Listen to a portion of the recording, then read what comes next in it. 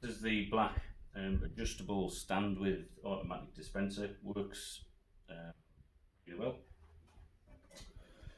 If we turn it round, it does require some assembly, but you can adjust it up and down to suit the height.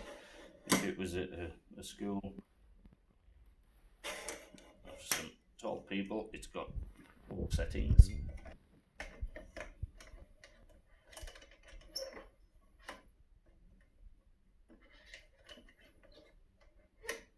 The dispenser comes with a key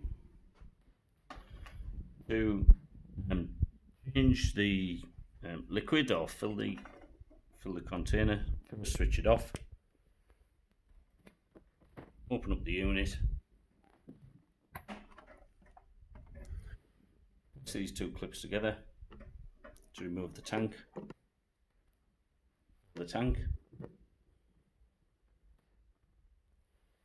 When refitting it, make sure that this is right to the bottom.